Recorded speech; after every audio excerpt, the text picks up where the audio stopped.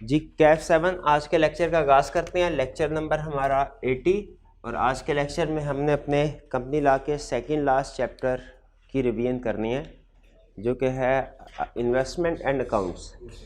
ये चैप्टर दो बड़े टॉपिक्स को डिस्कस करता है, एक इन्वेस्टमेंट और दूसरा अकाउंट्स। जैसा कि टाइटल से जाहिर है, इन्वेस्टमेंट वाले टॉपिक में हमने ये सीखना है कि अगर कभी एक कंपनी ने इन्वेस्टमेंट करनी है किसी एसोसिएटेड कंपनी में, सिंपल इन्वेस्टमेंट नहीं, किसी एसोसिएटेड कंपनी में इन्वेस्टमेंट करनी है तो उसके लिए क्या कंडीशंस हैं जो उसे पूरी करनी पड़ेगी। इसके अलावा कुछ छोटे छोटे कंसेप्ट्स हैं कि इन्वेस्टमेंट अगर कंपनी के नाम पे नहीं है तो उसका कुछ रिकॉर्ड वगैरह मेंटेन करना है। ये इन्वेस्टमेंट का टॉपिक है। इसमें सबसे अहम जो आई कैप अक्सर पूछता है, इन्वेस्टमेंट की डेफिनेशन और कंडीशंस कि किन कंडीशंस को फॉलो करते हुए एसोसिएटेड कंपनी में इन्वेस्टमेंट की जा सकती है। फिर इसके बाद जो दूसरा टॉपिक है वो है हमारा अकाउंट्स, या जिसे अब हम फाइनेंशियल स्टेटमेंट्स कहते हैं। याद रखिएगा, अकाउंट्स और फाइनेंशियल स्टेटमेंट एक ही चीज़ के दो नाम है। तो फाइनेंशियल स्टेटमेंट में हम स्टडी करेंगे कि फाइनेंशियल स्टेटमेंट्स की प्रिपरेशन के बारे में हमें लॉ क्या कहता है।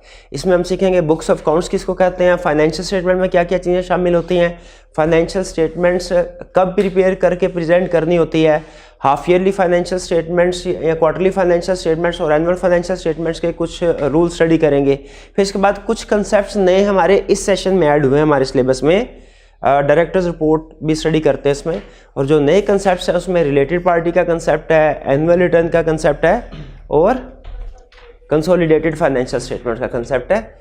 ये हम डिस्कस करेंगे। तो स्टार्ट करते हैं। पहले मैं फाइनेंशियल स्टेटमेंट्स वाला टॉपिक कवर करने जा रहा हूँ कि इन्वेस्टमेंट वाला इसके बाद में हम स्टडी करेंगे। फाइनेंशियल स्टेटमेंट्स, लॉ हमें फाइनेंशियल स्टेटमेंट्स के बारे में क्या रूल्स सिखाता है, फाइनेंशियल स्टेटमेंट्स को प्रिपेयर कैसे करते हैं, ये आपने अकाउंटिंग में सीख लिया होगा या सीख रहे होंगे। यहाँ पे मैं आपको फाइनेंशियल स्टेटमेंट्स प्रिपेयर करना नहीं सिखा रहा, बल्कि जो लीगल रिक्वायरमेंट्स है फाइनेंशियल स्टेटमेंट्स के हवाले से हम वो सीख रहे हैं। पहले कुछ बेसिक कंसेप्ट। अच्छा, दो टर्म्स हैं जिनके बारे में आपको फ़र्क पता होना चाहिए, एक है बुक्स ऑफ अकाउंट्स और दूसरी है फाइनेंशियल स्टेटमेंट्स। बल्कि एक और टर्म भी लॉ डिफाइन करता है, बुक्स एंड पेपर्स। ठीक है, बुक्स एंड पेपर्स से मुराद हर तरह की बुक्स हैं, उसमें बुक्स ऑफ अकाउंट्स भी शामिल हो जाती हैं, कॉस्ट काउंटिंग रिकॉर्ड्स भी शामिल हो जाते हैं, और इसके अलावा कुछ जो वाउचर्स वगैरह है, मिनट्स बुक वगैरह, स्पोर्टिंग डॉक्यूमेंट्स जो है वो सारा शामिल हो जाता है। बुक्स ऑफ अकाउंट्स और फाइनेंशियल स्टेटमेंट्स में क्या फ़र्क है, आपने काउंटिंग साइकिल में स्टडी किया होगा कि ट्रांजैक्शन सबसे पहले जर्नल में रिकॉर्ड होती है, फिर लेजर, फिर ट्रायल बैलेंस, और फिर उसके बाद इनकम स्टेटमेंट, बैलेंस शीट वगैरह बनती है, जिसे आप फाइनल अकाउंट्स नॉर्मली कहा करते हैं। फाइनल अकाउंट की टर्म आप यूज़ करते हैं ना। जो फाइनल अकाउंट की टर्म है वो बेसिकली फाइनेंशियल स्टेटमेंट्स को इंडिकेट कर रही है, और जो जर्नल, लेजर, ट्रायल है वो बुक्स ऑफ अकाउंट्स को, यानी काउंटिंग साइकिल का वो हिस्सा जिसमें जर्नल, लेजर और ट्रायल शामिल है, ये बुक्स ऑफ अकाउंट्स है। और वो हिस्सा जहां से हम फाइनल अकाउंट्स प्रिपेयर करना शुरू करते हैं, यानी income statement, balance sheet, cash flow statement, statement of change in equity, उसे हम कहते हैं फाइनेंशियल स्टेटमेंट्स। फाइनेंशियल स्टेटमेंट में क्या क्या चीज़ें शामिल है जरा बताइए, काउंटिंग में पढ़ते हैं आप। स्टेटमेंट ऑफ फाइनेंशियल पोजीशन जिसे बैलेंस शीट भी कहते हैं, statement of profit and loss जिसे इनकम स्टेटमेंट भी कहते हैं, statement of change in equity, statement of cash flow, notes to the accounts, और कंपैरेटिव इन्फॉर्मेशन। कंपैरेटिव इन्फॉर्मेशन शायद आपने अभी तक ये टॉपिक ना पढ़ा हो। कंपैरेटिव इन्फॉर्मेशन से मुराद है जब आपने इस साल की इनकम स्टेटमेंट या बैलेंस शीट की फिगर्स देनी है, शाबाश, लास्ट ईयर की भी फिगर्स को इंक्लूड करना है। अकाउंटिंग में पढ़ा हुआ आपने, ये इंट्रो में पढ़ लिया या FR1 में पढ़ा आपने? अच्छा, इंट्रो में भी ये कंसेप्ट दे दिया, ठीक है ठीक है। चले कंपेयर, तो हमें पता चल गया यहाँ तक के बुक्स ऑफ अकाउंट्स और फाइनेंशियल स्टेटमेंट्स में क्या फ़र्क है, और फाइनेंशियल स्टेटमेंट्स में क्या चीज़ें शामिल होते हैं वो भी बता सकते हैं।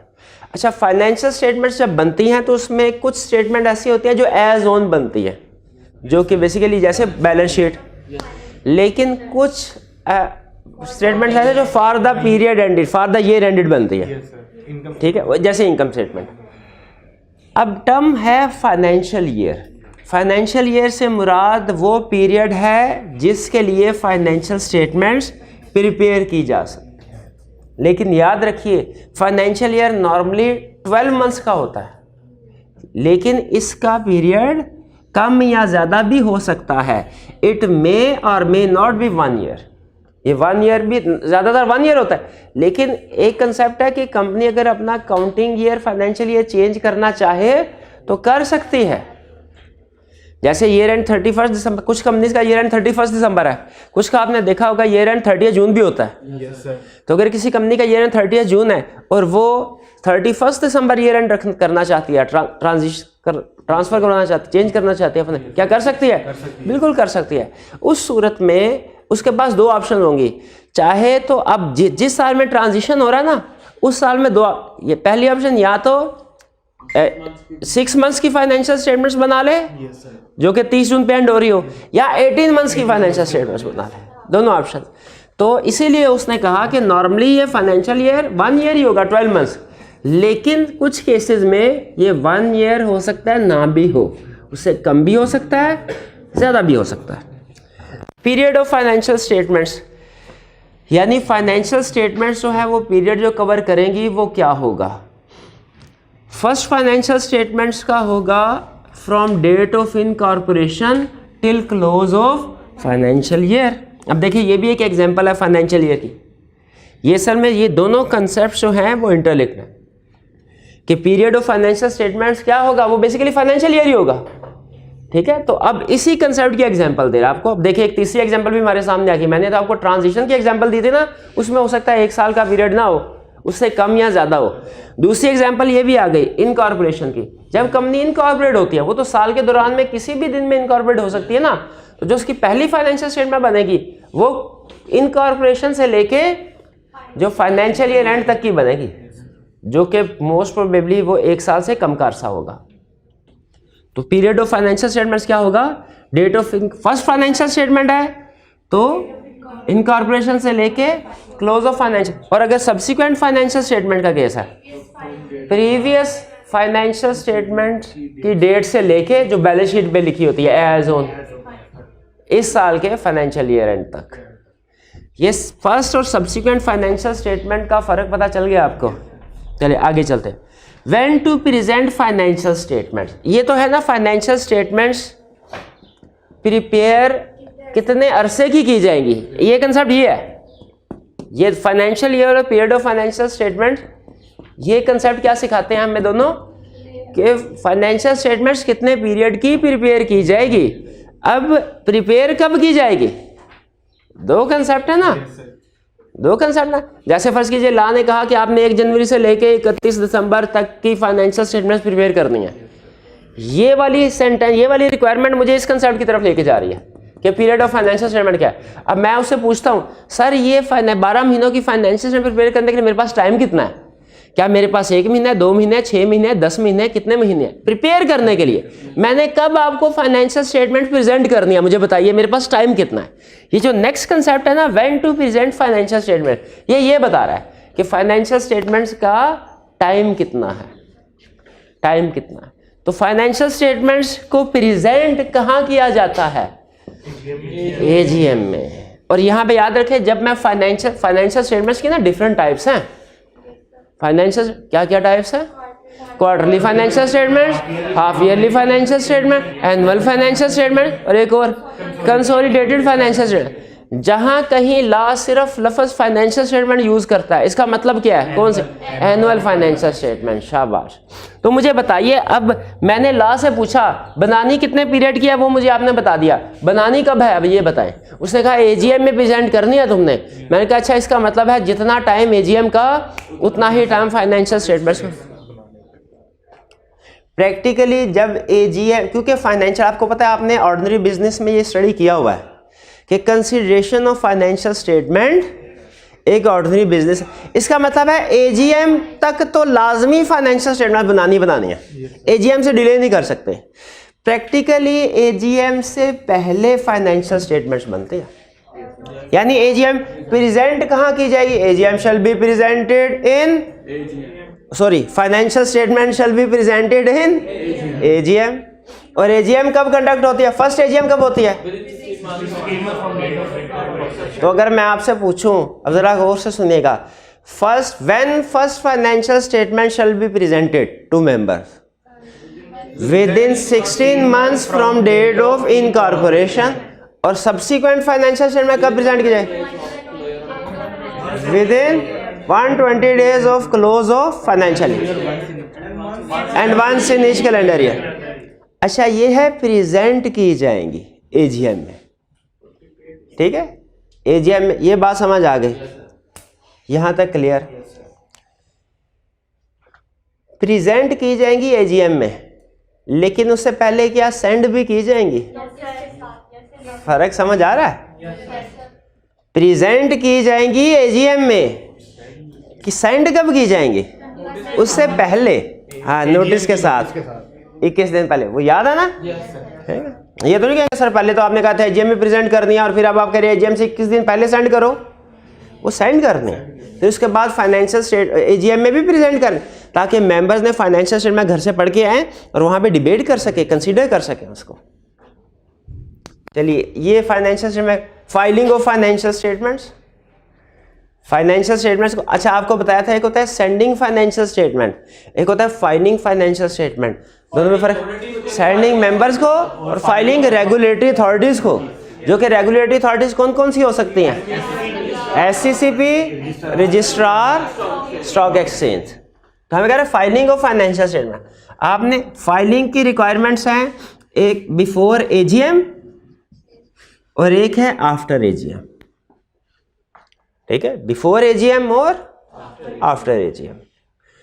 लेकिन जब कभी फाइनेंशियल स्टेटमेंट्स फाइल की जाएंगी ना, इसके साथ कुछ और चीजें भी अटैच की जाएंगी, इसकी क्रेडिबिलिटी, रिलायबिलिटी को इन्हेंस करने के लिए या फर्दर इंफॉर्मेशन को सप्लीमेंट करने के लिए। वो और चीजें क्या होगी जो फाइनेंशियल स्टेटमेंट के साथ फाइल की जाएंगी? Auditors report, directors report, chairman review report, if applicable. अब इफ एप्लीकेबल इसमें सबसे अहम चीज है। इसका मतलब ये हुआ, हर कंपनी के लिए ऑडिट रिपोर्ट अटैच नहीं होगी, कुछ के केस में होगी, कुछ में नहीं होगी। हर कंपनी के साथ डायरेक्टर्स रिपोर्ट अटैच नहीं होगी, कुछ के केस में होगी, कुछ में नहीं होगी। हर कंपनी के साथ चेयरमैन रिव्यू रिपोर्ट नहीं होगी, कुछ के केस में होगी, कुछ के केस में नहीं होगी। क्या ऑडिट करवाना हर कंपनी के लिए रिक्वायर्ड है? प्राइवेट कंपनी जिसका पेड अप कैपिटल 1 मिलियन तक है उसके लिए ऑडिट रिक्वायर्ड नहीं है। और डायरेक्टर्स रिपोर्ट किन कंपनीज के लिए रिक्वायर्ड नहीं है? ऐसी कंपनी जो प्राइवेट कंपनी है, किसी पब्लिक कंपनी की सब्सिडरी भी नहीं है और पेड अप कैपिटल भी 3 मिलियन से कम है। जरा चेक करें सही बता रहा हूं कि नहीं। इस तरह की कंपनीज के लिए डायरेक्टर्स रिपोर्ट रिक्वायर्ड नहीं है। बाकी हर कंपनी के लिए, यानी हर पब्लिक कंपनी के लिए, या ऐसी प्राइवेट कंपनी जो पब्लिक कंपनी की सब्सिडरी है, या ऐसी प्राइवेट कंपनी जिसका पेड अप कैपिटल 3 मिलियन से ज्यादा है, उसके लिए डायरेक्टर्स रिपोर्ट रिक्वायर्ड है। भाई फर्क समझ, यानी ये तीनों डॉक्यूमेंट हर कंपनी के केस में। और chairman review report listed companies के लिए रिक्वायर्ड है, अनलिस्टेड के लिए रिक्वायर्ड नहीं है। तो ये चीज अब याद रखेंगे, इनके साथ इफ एप्लीकेबल क्यों लिखा हुआ है, ठीक है। इससे ये नहीं आपने रूल बनाना कि तीनों के लिए एक ही रूल है, नहीं। ऑडिटर्स रिपोर्ट के लिए अलग रूल है, डायरेक्टर्स रिपोर्ट के लिए अलग, चेयरमैन रिव्यू रिपोर्ट के लिए अलग था। तो फाइनेंशियल स्टेटमेंट्स फाइल करनी है, साथ में ये डॉक्यूमेंट भी लगानी है, एग्री करते हैं। फाइलिंग एक करनी है एजीएम से पहले। अच्छा, इसमें दो कंसेप्ट है फाइलिंग में। पहला कंसेप्ट फाइलिंग कब करनी है, दूसरा किसको करनी है। फाइलिंग में यही दो कंसेप्ट है। कब करनी है? एजीएम से पहले भी फाइलिंग करनी है, एजीएम के बाद में फाइलिंग करनी है। एजीएम से पहले किसको करनी है? मेंबर्स को तो जरूर सेंड करें ना, ये तो वैसे सेंडिंग में आना चाहिए था, हमने चले फाइलिंग में उसको साथ अटैच कर रहे थे। जैसे आपको याद है कभी कभी वो क्वेश्चन पूछता होता है अप्रूवल ऑफ फाइनेंशियल स्टेटमेंट्स का, तो उसमें हम ये भी बताते हैं अप्रूव कौन करता है, ये भी बताते हैं साइन कौन करता है। याद है कि नहीं? कौन अप्रूव करता है फाइनेंशियल स्टेटमेंट्स को? सीईओ। पढ़ाना तो आज ही की क्लास में है ना। सीईओ, ये ले सीईओ, ये भाई अप्रूव्ड। वो तो वही करते हैं, डायरेक्टर्स करेंगे, बोर्ड ऑफ डायरेक्टर्स करेंगे। और साइन कौन करेगा? एक चीफ एग्जीक्यूटिव, एक डायरेक्टर, और लिस्टेड कंपनी के केस में सीएफओ। और अगर भाई कह रहे हैं सीएफओ पाकिस्तान में नहीं है। अच्छा, चीफ एग्जीक्यूटिव पाकिस्तान में नहीं है, तो उसकी जगह पे एक और डायरेक्टर, यानी मिनिमम 2 डायरेक्टर फिर उस सूरत में साइन करेंगे। जैसे अप्रूवल के साथ साइनिंग भी हम लाजमी लिखते हैं ना, ट्रेडिशन है, तो उसी तरह फाइलिंग अगर आपसे पूछे तो आपने उसमें रेगुलेटरी अथॉरिटीज़ को तो बताना है, लेकिन साथ में मेंबर्स की बात भी बता देनी है कि before AGM financial statements notice के साथ 21 दिन पहले मेंबर्स को सेंड की जाती हैं, और साथ ही साथ साइमल्टेनियसली जो लिस्टेड कंपनी, ये तो हर कंपनी करेगी ना काम, जो लिस्टेड कंपनी है वो इन फाइनेंशियल स्टेटमेंट्स को एससीसीपी रजिस्ट्रार स्टॉक एक्सचेंज में भी सबमिट करवाएगी। ठीक है, वो आप पूछ सकते थे ना सर 3 कॉपीज लिखा हुआ है, हर एक को 3-3 कॉपी के एक करके, हर एक को 3-3 copy. Listed company physically electronically एक कॉपी, और अपनी वेबसाइट पे भी अपलोड करना है। कोई और चीज भी इसका मतलब फाइनेंशियल स्टेटमेंट्स वेबसाइट पे अपलोड करते हैं? पक्की बात है। क्वार्टरली करते हैं? हाँ क्वार्टरली करते हैं, यस। हाफ ईयरली करते हैं, एनुअल करते हैं, कंसोलिडेशन करते हैं, कोई और चीज भी कंसोलिडेटेड फाइनेंशियल स्टेटमेंट भी करते हैं, ऑडिटर रिपोर्ट भी साथ में करते हैं। नहीं, मुझे ये बताइए और क्या चीज फाइनेंशियल स्टेटमेंट्स इसके साथ जो अटैच, इसके अलावा प्रोस्पेक्टस भी वेबसाइट पे अपलोड किया जाता है। किस दिन? जिस दिन कमीशन अप्रूव करता है या जिस दिन रजिस्ट्रार अप्रूव करता है? नहीं, आगे मार, दोनों ही गलत, दोनों ही गलत। नहीं, जिस दिन पब्लिश की जाएगी प्रोस्पेक्टस,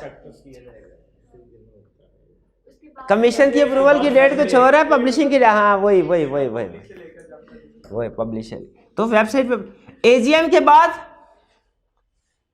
रजिस्ट्रार को सबमिट करवानी है, रजिस्ट्रार को। ये पहले भी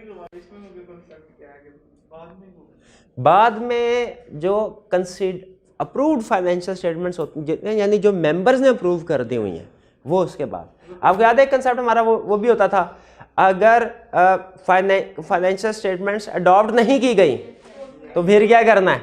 हम कहते हैं फिर भी रजिस्ट्रार को सबमिट करवाने हैं, फिर भी, लेकिन उसके साथ ये रीजन लिख देनी है। ठीक है, तो ये होती है अनकंसीडर्ड फाइनेंशियल स्टेटमेंट्स, जो मेंबर्स ने भी कंसीडर नहीं की।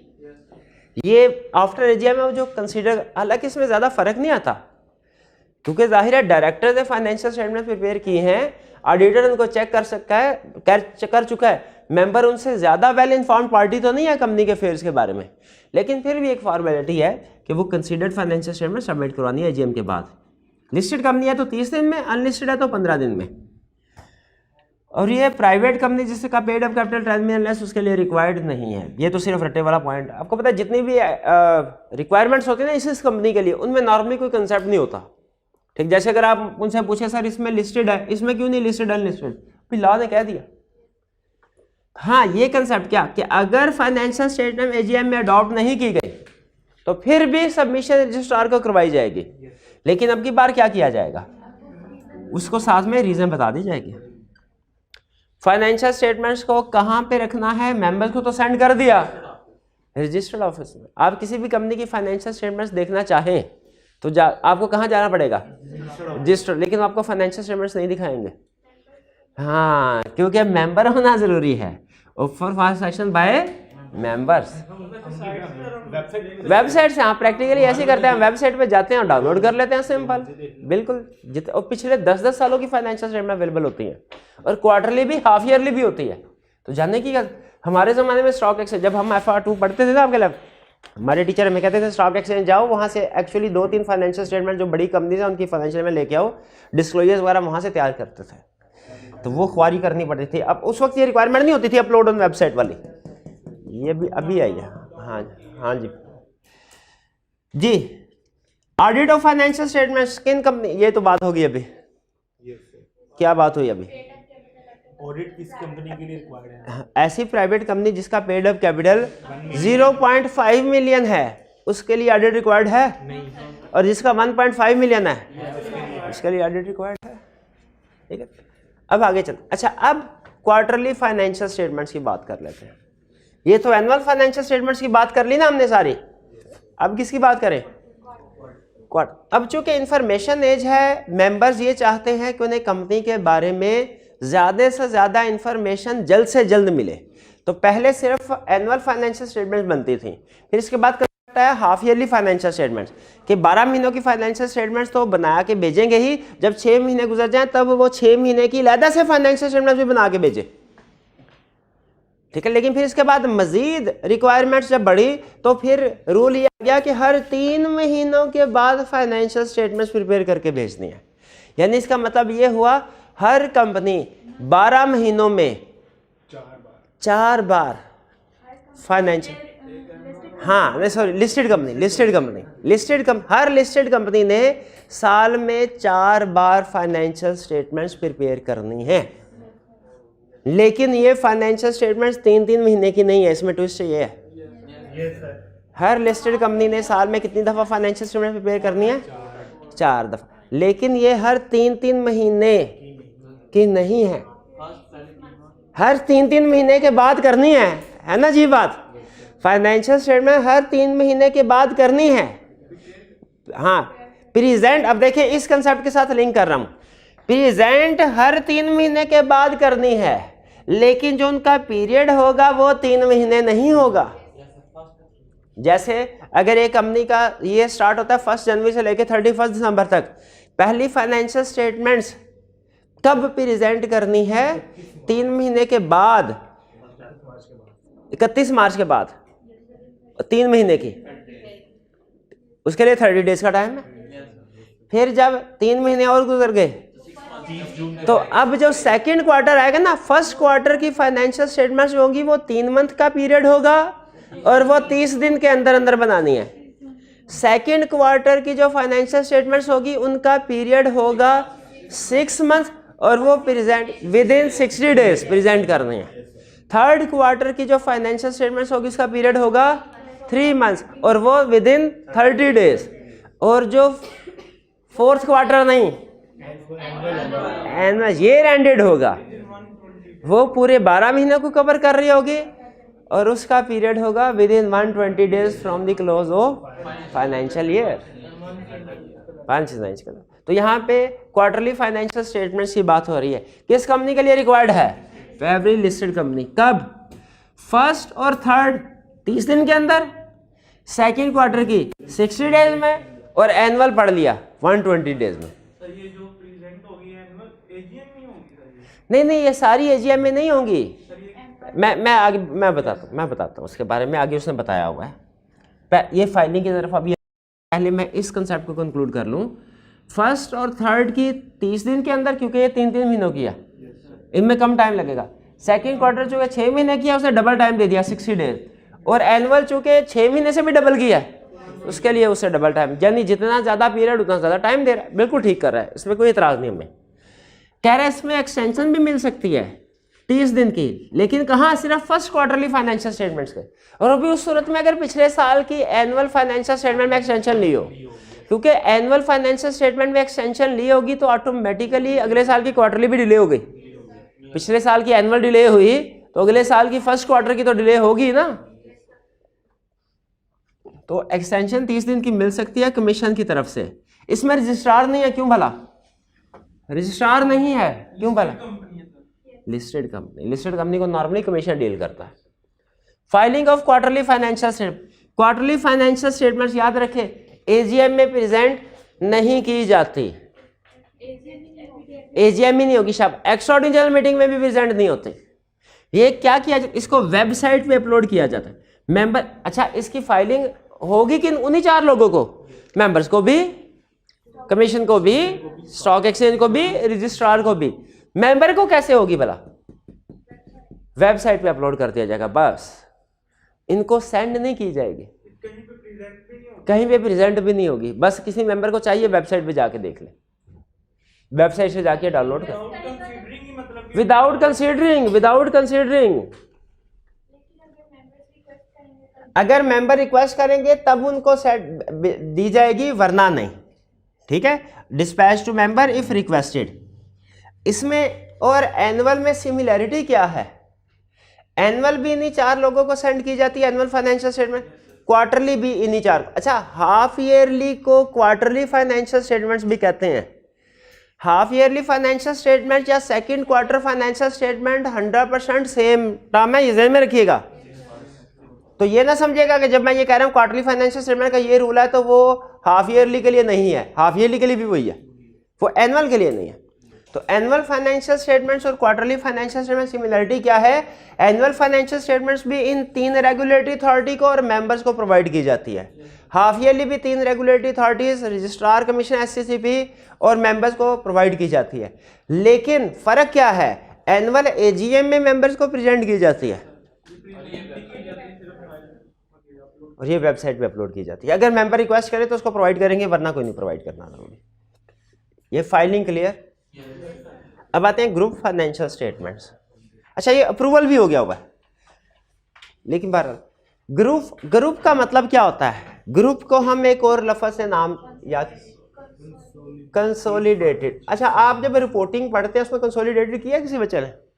कंसोलिडेटेड। इसमें कंसोलिडेटेड फाइनेंशियल स्टेटमेंट की टर्म बोली जाती है, ग्रुप फाइनेंशियल स्टेटमेंट कंसोलिडेटेड की। तो ये ग्रुप फाइनेंशियल स्टेटमेंट लॉ ये टर्म यूज करता है, काउंटिंग स्टैंडर्ड कंसोलिडेटेड के टर्म यूज करता है एक ही बात। एग्जाम में कोई भी टर्म यूज कर ले, आप उसके साथ कंफर्टेबल होने चाहिए। किस कंपनी के लिए रिक्वायर्ड है? Holding company. अब होल्डिंग कंपनी कौन सी होती है तो आपको पता ही होगा, एक होती है होल्डिंग, एक होती है सब्सिडरी। एक तो उन्होंने अपनी अपनी फाइनेंशियल स्टेटमेंट बनानी है ना, होल्डिंग ने अपनी, सब्सिडरी ने अपनी। और फिर दूसरे नंबर पे होल्डिंग ने अपनी फाइनेंशियल स्टेटमेंट के साथ साथ सब्सिडरी की भी ऐड करके, दोनों इकट्ठे करके। और इसी तरह सब्सिडरी ने भी अपनी फाइनेंशियल स्टेटमेंट, सिर्फ होल्डिंग ने। होल्डिंग की इसका मतलब है 2 फाइनेंशियल स्टेटमेंट होगी, एक होल्डिंग की एनुअल फाइनेंशियल स्टेटमेंट और एक होल्डिंग की ग्रुप फाइनेंशियल स्टेटमेंट। दोनों में फर्क क्या होगा भला? होल्डिंग कंपनी की एनुअल फाइनेंशियल स्टेटमेंट सिर्फ उसकी अपनी सेल्स परचेज वगैरह आ रही होगी, जबकि कंसोलिडेशन में उसकी अपनी और सब्सिडी दोनों की, क्योंकि वो एक ही ग्रुप से ताल्लुक रखती है ना, ग्रुप लेवल पे। भाई ये बात समझ आ रही है? जैसे अगर आपसे पूछा जाए पंजाब का टैक्स रेवेन्यू कितना है, आप कहेंगे सर इतना 570 मिलियन। और अगर आपसे पूछा जाए पूरे पाकिस्तान का कितना है, आप सारे सूबों का मिला के बताएंगे ना। वो डिपेंड करता है आपके एनालिसिस के लिए कि आप ब्रॉड लेवल पे एनालिसिस करना चाहते हैं, डिटेल लेवल। तो उसी तरह एक इंडिविजुअल अपनी सिंगल और एक ग्रुप होगी।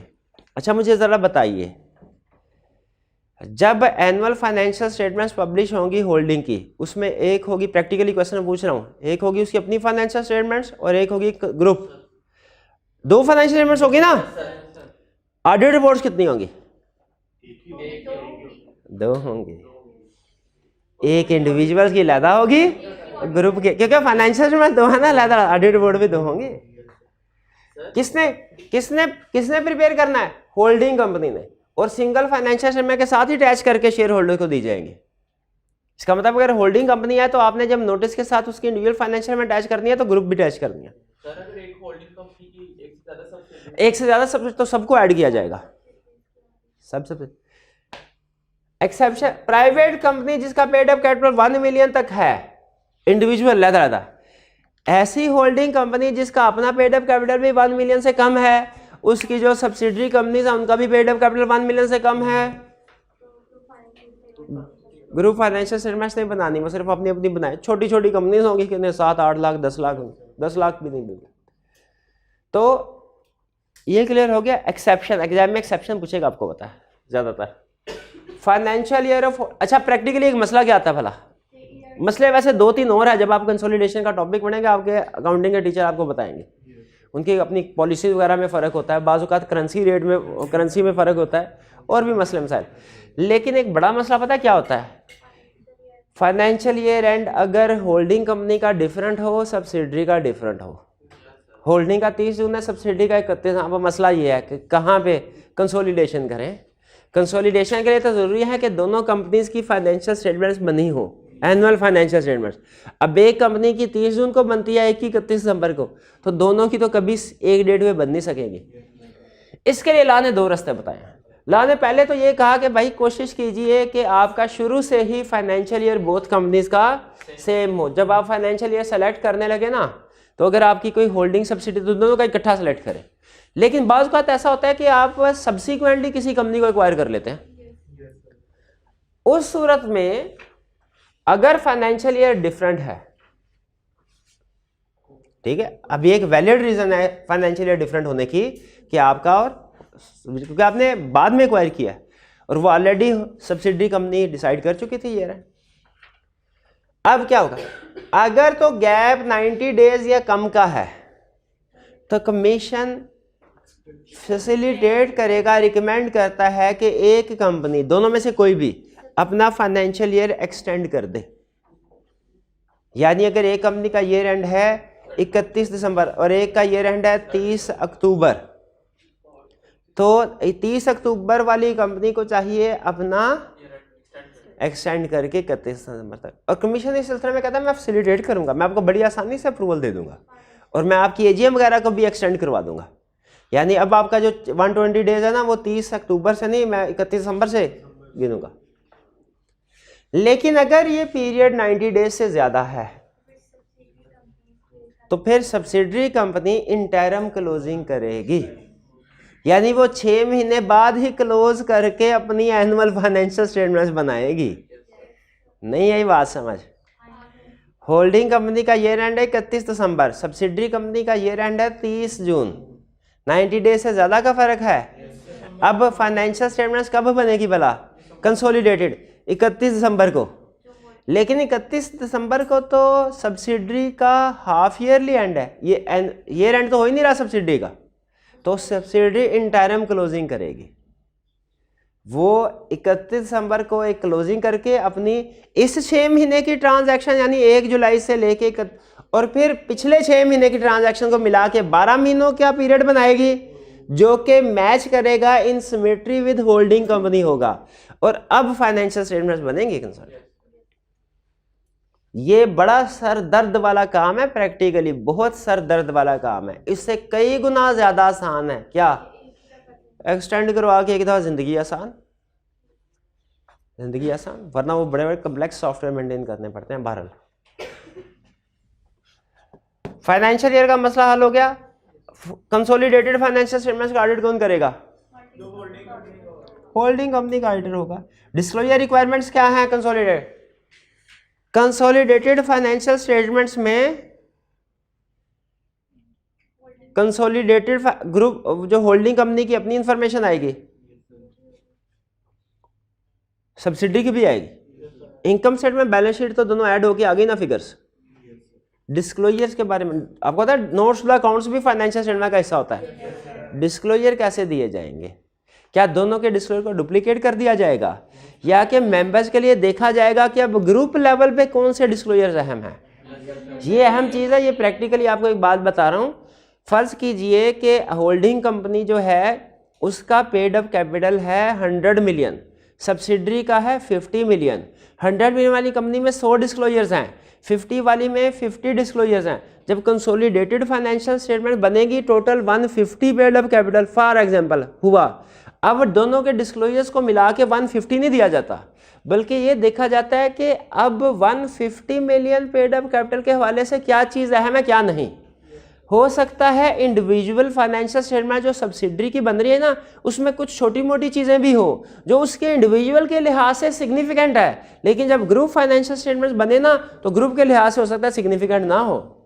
तो इसीलिए ग्रुप के लिए अलग से डिस्क्लोजर दिए गए हैं जो फाइनेंशियल रिपोर्टिंग स्टैंडर्ड IFRS में है और लॉ ने बताए हुए हैं, कंपनी लॉ में।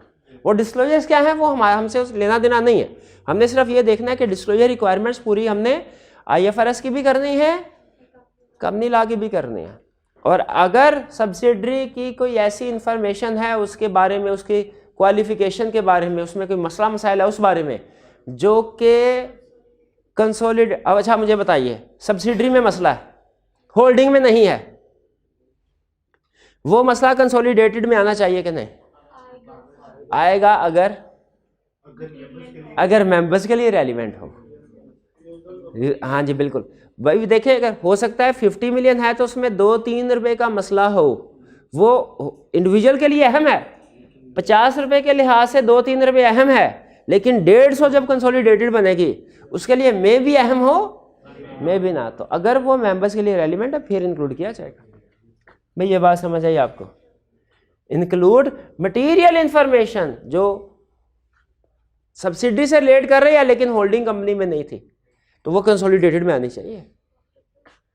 पेनल्टी ऑफ लेवल 2, यानी इसकी कोई वायलेशन करेंगे लेवल 2 की पेनल्टी। अप्रूवल, और ये अप्रूवल की रिक्वायरमेंट मैंने आपको एक बात बताई थी, एक तीर से 4 शिकार। वो क्या थी बात? एनुअल फाइनेंशियल स्टेटमेंट हो, क्वार्टरली फाइनेंशियल स्टेटमेंट हो, हाफ ईयरली फाइनेंशियल स्टेटमेंट्स हो, कंसोलिडेटेड फाइनेंशियल स्टेटमेंट्स हो, उसकी अप्रूवल और साइनिंग का रूल सेम। ऐसा ही है कि नहीं? पक्की बात है। आपने मैच किया है कभी? ये कभी मैच किया है कि मेरे कहने की वजह से ही करे? हाँ जी बिल्कुल किया था, लेकिन मैंने सही बोला कि नहीं ये आपने चेक किया? किताब पढ़ के देखा, उसमें यही लिखा हुआ था। चले ठीक है, चलिए अप्रूवल कौन करेगा फाइनेंशियल स्टेटमेंट्स की? डायरेक्ट। साइन कौन करेगा? एक डायरेक्टर, एक chief executive. Chief executive Pakistan में नहीं है तो फिर 2 डायरेक्टर्स। लिस्टेड कंपनी के केस में सीएफओ भी ये समझ आ गया? चलिए अच्छा, अब इसके बाद है हमारा नेक्स्ट कंसेप्ट है एनुअल रिटर्न। एनुअल रिटर्न, ठीक है। बल्कि पहले ऐसा करते हैं, बुक्स ऑफ अकाउंट्स का कंसेप्ट हमारा रेडी हो गया है, बुक्स ऑफ अकाउंट्स का कंसेप्ट डिस्कस कर लेते हैं, फिर इसके बाद एनुअल रिटर्न की तरफ चलेंगे। बुक्स ऑफ अकाउंट्स तो मैंने आपको स्टार्ट में बता दिया था ना। बुक्स एंड पेपर से क्या मुराद है? बुक्स ऑफ अकाउंट्स भी शामिल है इसमें, कास्ट काउंटिंग रिकॉर्ड भी शामिल है और वाउचर मिनट्स वगैरह भी शामिल है। बुक्स ऑफ अकाउंट्स में कौन कौन सी चीजें शामिल है? वो तो मैंने आपको कंसेप्ट बिल्ड किया ना कि सारा जर्नल लेजर शामिल है, ट्रायल बैलेंस। लेकिन लॉ कैसे डिफाइन करता है? बुक्स ऑफ अकाउंट्स में money received and expenditure, cash received और paid, sales and purchases, assets और एसेट्स एंड लायबिलिटी में हर तरह का एसेट और लायबिलिटी। आइटम्स ऑफ किस मैटर? मैटर में ये आएगा कि पैसे आए, किससे आए, पैसे गए, किसको गए, कौन सा खर्चा किया है। आप लिखते, जब टी अकाउंट बनाते हैं तो सिर्फ आप डेबिट साइड में 75,000 लिख देते हैं कि ये भी लिख देते हैं to mister A, mister cash debit, mister A credit, mister A से आया कैश, लिखते हैं कि नहीं? वो जो पर्टिकुलर होता है ना टी अकाउंट में, पर्टिकुलर वो कह रहा है। सिर्फ ये ना बता दे मेरा खर्चा हुआ, ये भी बताएं खर्चा कहाँ कहाँ हुआ है। Sale and purchase, assets and liability, asset से मुराद हर तरह का एसेट, लायबिलिटी से मुराद हर तरह की लायबिलिटी। ये देखें इसमें उसने इनकम स्टेटमेंट को कवर कर दिया, इन दोनों में सेल परचेज और सारे खर्चे। इस लाइन में बैलेंस शीट को कवर कर दिया, इसमें कास्ट ऑफ सेल्स को कवर कर दिया। तो एक तरह से वो हर तरह का टी अकाउंट कवर हो गया ना। लेकिन आपने एग्जाम में जब लिखना है तो इनके पॉइंट बना के लिखना है। कास्ट काउंटिंग में कौन कौन सी आइटम्स आते हैं? बोला material, labour, overheads. Material, labour, other inputs, overhead को कह रहा है, ओवरहेड। बुक्स ऑफ अकाउंट समझ आगे क्या है? Books of account financial statement में फर्क सम, फाइनेंशियल स्टेटमेंट हमने पढ़ लिया, बुक्स ऑफ अकाउंट्स को पढ़ रहे हैं। किस कंपनी ने बुक्स ऑफ अकाउंट्स मेंटेन करने हैं? और अगर कंपनी लिक्विडेशन में है तो लिक्विडेटर ने, यानी लिक्विडेटर को भी इसका मतलब है हिसाब किताब देना पड़ेगा कि मैंने कितने एसेट बेचे, कितने के बेचे और कितनी लायबिलिटी वगैरह पे की।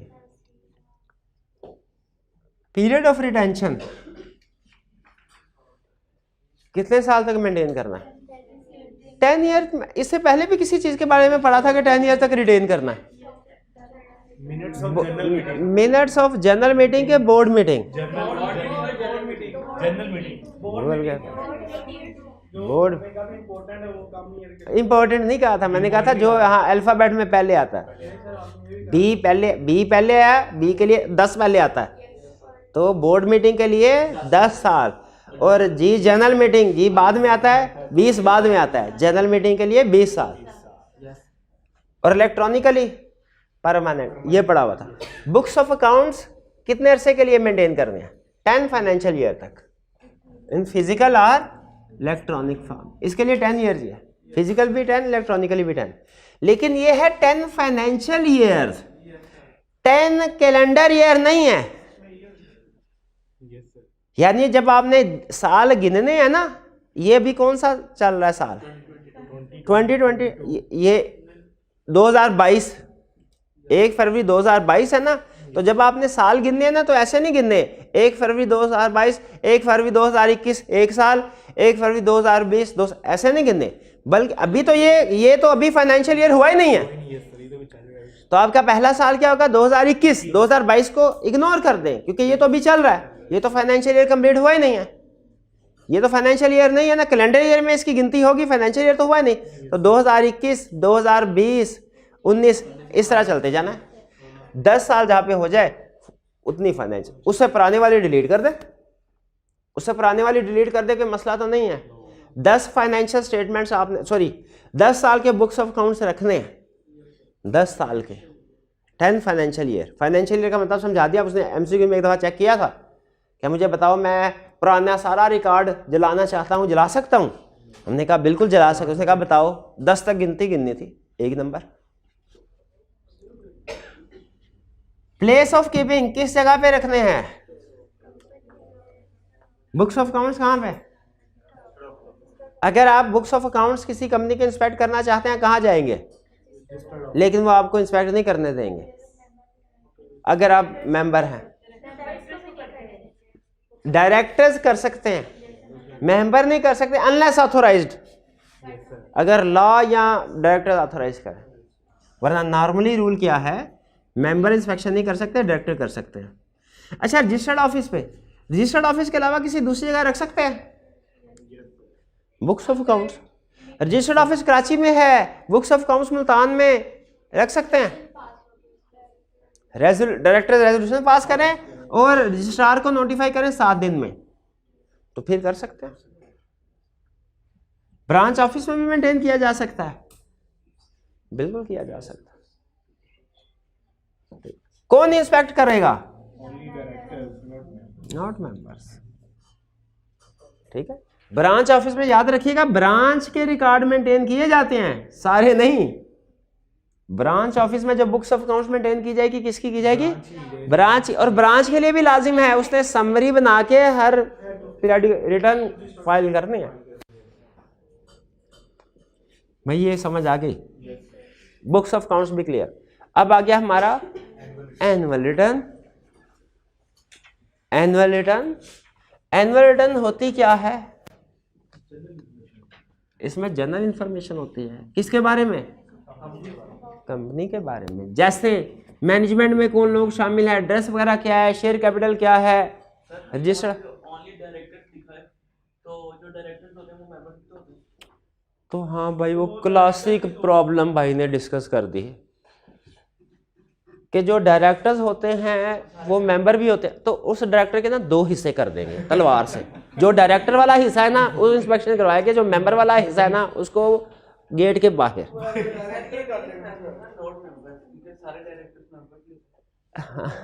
लेकिन उनका एज डायरेक्टर वो इंस्पेक्ट करेंगे, एज मेंबर नहीं करेंगे। अगर कोई बंदा सिर्फ मेंबर है उसको इंस्पेक्शन नहीं करवाई जाएगी। ये तो हमने पहले पढ़ा हुआ ना, लॉ में बहुत सी जगहों पे उसने ये कहा है ये काम ये बंदा कर सकता है, ये नहीं कर सकता। और एट द सेम टाइम आप हो सकता है दोनों पोजीशन होल्ड कर रहे हो, ठीक है, दोनों पोजीशन। तो वो अब बोर्ड मीटिंग मेंबर अटेंड नहीं कर सकते, वहां पे भी आपने यही क्वेश्चन उठाया था, बोल गए कि सर वो तो डायरेक्टर मेंबर भी है। तो वो board meeting as director attend कर रहा है, एज मेंबर नहीं कर रहा। तो जब इंस्पेक्शन कर रहा होगा ये एज डायरेक्टर कर रहा होगा, एज मेंबर, क्योंकि लदा नहीं ना कर सकते। तो अच्छा, एनुअल रिटर्न में क्या बताया था मैंने? एनुअल रिटर्न क्या है, किसके बारे में? इसमें कंपनी के बारे में। मैनेजमेंट, डायरेक्टर कौन है, सीएफओ कौन है, सीईओ कौन है, कंपनी सेक्रेटरी कौन है, लीगल एडवाइजर कौन है, ऑडिटर कौन है इसके, और रजिस्टर्ड ऑफिस कहाँ पे है, शेयर कैपिटल कितना है, वगैरह वगैरह। ये सारी इंफॉर्मेशन जनरल, ये एनुअली कंपनी ने सबमिट करवानी होती है रिटर्न। किसको सबमिट करवानी होती है? ये सबमिट करवानी होती है हमने रजिस्ट्रार को, एनुअल रिटर्न। उसके पास इंफॉर्मेशन है, रूटीन नेचर की इंफॉर्मेशन है। इसके लिए रिटर्न के लिए प्रॉपर फॉर्म प्रेस्क्राइब्ड है, यानी फॉर्म ऑलरेडी प्री प्रिंटेड छपा हुआ है, आपने सिर्फ उसके ऊपर इंफॉर्मेशन फिल करनी है। लीगल एडवाइजर कौन है, हेडिंग बनी होगी, आपने अपने एडवाइजर का नाम लिखना है। सीईओ कौन है, हेडिंग बनी होगी, आपने अपने सीईओ का नाम लिखना है। अगर कंपनी हैविंग शेयर कैपिटल है फॉर्म में, नॉट हैविंग शेयर कैपिटल, और फॉर्म सी किसके लिए है, अगर कोई चेंज हो ही ना।